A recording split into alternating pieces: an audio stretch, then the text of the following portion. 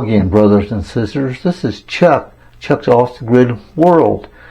What do you think about these wind turbines? You know, there's a lot of people that don't like them. This is a picture that a friend of ours gave us. I think it's great. You know, it just shows all the different wind turbines in a wind turbine farm. It's pretty cool.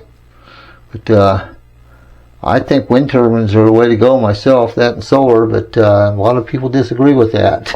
But anyway, what I want to talk to you about today is a situation that I'm not understanding totally, okay? I've been mixing my lead acid batteries with lithium batteries, and they've been somewhat successful. So I decided just to totally get rid of my lead acid batteries.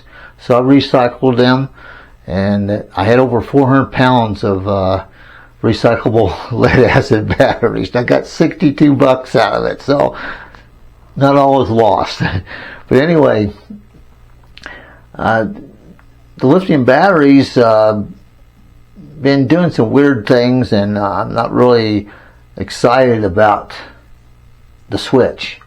I want to show you a video that I made, or a short video. I was so flabbergasted by what I was videoing that I forgot to turn the mic on. So there's no mic on, but you can understand what's going on. You'll see it right over here.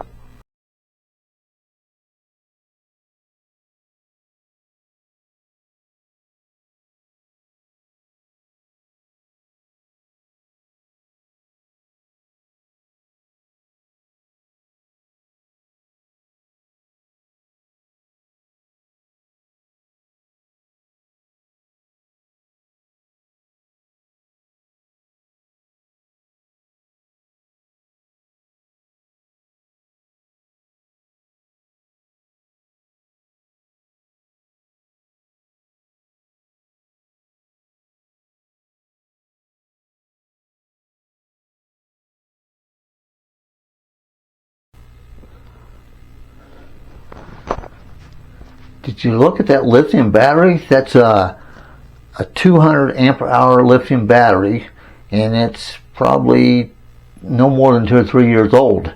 And they're in a friend of mine's camper RV. It's a little, I don't know, 17, 18 foot little camper RV. He's got 2 of those batteries in his little RV, his little camping trailer. They're 2 different brands, but they're both 200 ampere hour lithium batteries. They're hooked up in parallel, so they're on a 12 volt system. He's got 400 ampere hour solar panels on the roof, and then he's got 2 on the back of the RV. So he's got a total of 600 ampere hour, or 600 watts of solar coming into the batteries. But the ones in the back wouldn't get much sunlight most of the time. He'd run out of space on the roof, so he wanted more power. Always got to have more power. Solar stuff is progressive, got to have more. So anyway, he's not overcharging them with only 400 watts. He's got them stored. The batteries are stored in his compartment underneath his front table. I don't know what caused that to expand like that. Was it getting too much charge, which I doubt that very seriously. Is it getting not enough charge? Well, I don't know. Perhaps. Is it getting too hot?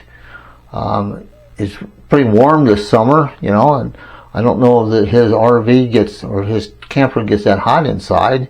So what caused the problem? Maybe some of you experts out there could share their thoughts on that. But what I don't understand about this, the whole internet and this lithium battery thing, is it seems like there's a lot of stuff that's going on and no one's talking about. Is it because people are getting free batteries to put in their RVs and they're not saying bad things about them? Is it because they're selling them, getting some kind of link to Amazon, or they just don't want to say anything about it, or perhaps it's just us. Maybe we're the only ones having problems. I'm having problems with my batteries. They're not seem to holding up all night. I also have two 200 ampere hour batteries in my RV, and unless they're totally charged, they won't run my TV at nighttime and get up in the morning and they're shut down.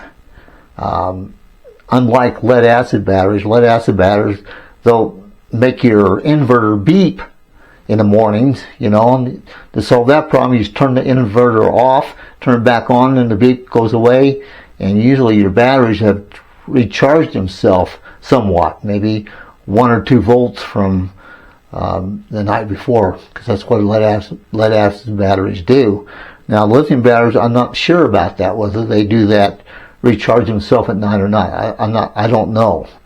But my problems exist with them shutting down in the middle of the night, and then I can't just turn them back on. What I have to do, I have to reconnect them to my lead acid batteries to wake them back up again. So it's like they had a heart attack in the middle of the night and died. You have to get shocked them back to life again. Well, it works just fine in my RV, and I've kind of gotten used to that. But I have another project that I'm doing, which this other project, I'm experimenting with it. It's a 24 volt system, and what I have in that project, I have 2 300 ampere hour lithium batteries. They're brand new. Just bought them about maybe a couple months ago, and they're hooked up in series, so 12 volt and 12 volt comes out to 24 volts. Well, on this system, when I'm having problems in the middle of the night as well, is they'll shut down. They shut down, and what happens when they shut down, the BMS, which is supposed to control the batteries, because they're so smart, they're just off, and then you have to do like the other batteries do. I have to take my lead acid batteries out there and shock them back to life again. Well, that was all fine and dandy in my RV, but on this other project, what's happening, it's making my charge controllers go crazy.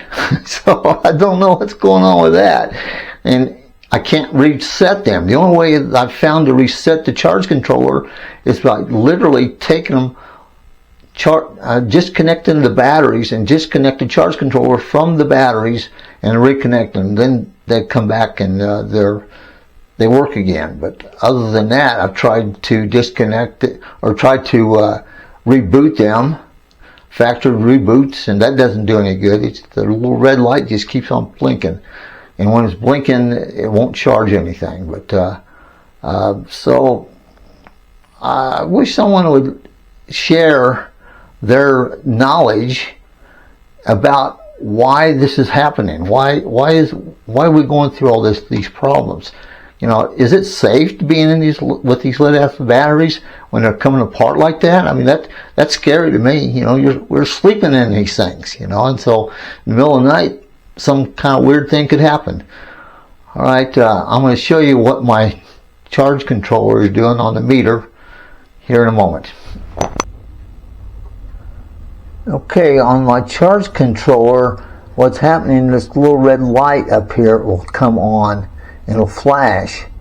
When it's flashing, this little arrow right here that goes over from the solar panels to the batteries, indicating it's charging the battery, it won't do it. It won't charge. It's the only way, like I said, the only way I can get it to do that is totally disconnect them from the batteries and reset them.